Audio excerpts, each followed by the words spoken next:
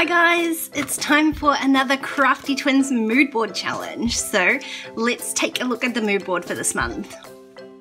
So this is the mood board we're working with this month, and immediately I'm really drawn to that really graphic black and white text image there. So I think I'm going to go somewhere with that.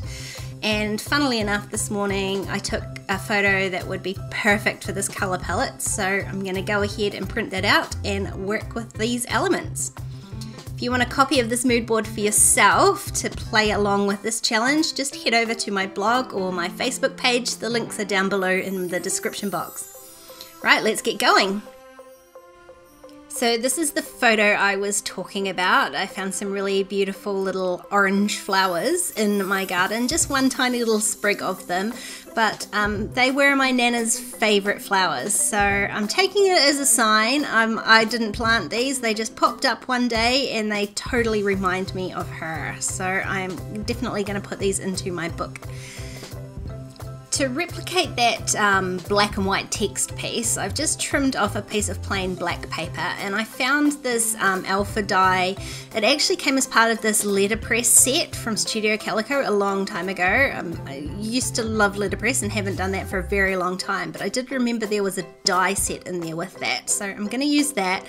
And just some of this really thin, it is very thin watercolor paper. I don't use it for watercoloring really, so I've just run that through my Cuttlebug just to, I don't like to, I mean this might be silly, I don't like to break the alpha dies apart. I like having them all in one set. So I've just run it through once on one piece of paper, and I'm just pulling out any of the letters to make my title, and then any that I'm missing I'll just run through again until I've got enough to create my entire title, which at this point I want it to say reminds me of you.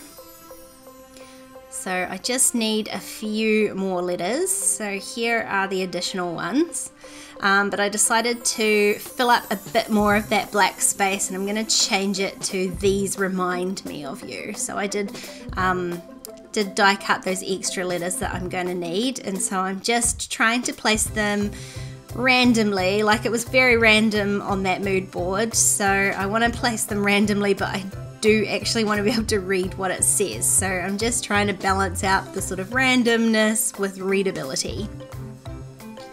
But I do really like the effect, and it's quite hard to see here on camera, but I really love the texture of the watercolor paper on just that plain black sort of flat printer paper.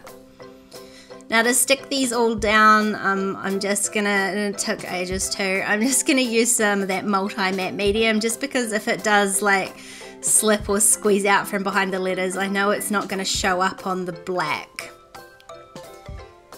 And so I'm just, because it is quite small, to get smart, and I am using my tweezers to do that, just to hold them flat. And I'm not adding too much glue either, because this piece is going to be in the pocket of my pocket page notebook, so it doesn't need to be like, you know, totally well glued down. So if I'm missing a little patch of the letter, I'm not like freaking out about that.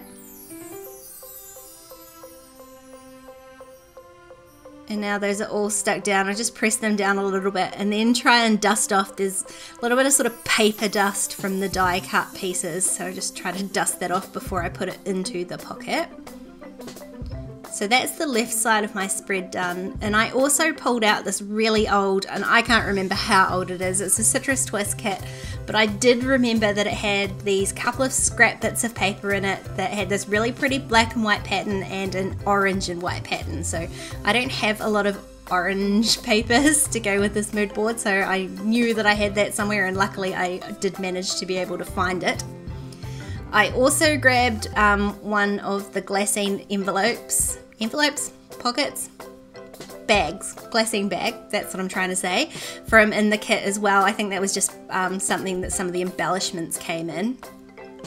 And I'm going to use that to create some hidden journaling with just a tag that I've slipped in there, which just happens to suit the colours of the mood board. So to tie in a little bit more of the green from the mood board, I'm adding some green twine, and then just realising I haven't really left enough matte space for this paper, so I peeled that off the glassine bag very easily and stuck that down again.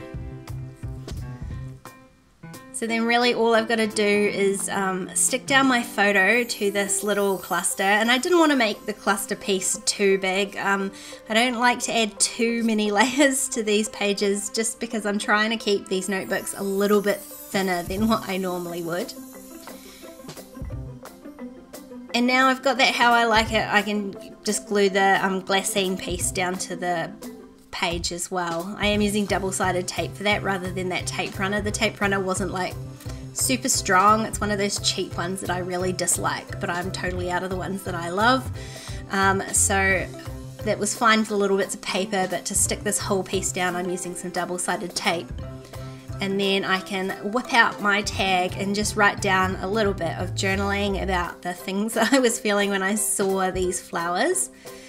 And I'm just underlining that and then trimming off the bottom because I sort of ripped the tag a little bit when I was getting it out of the drawer, so I just just cut that ripped piece off.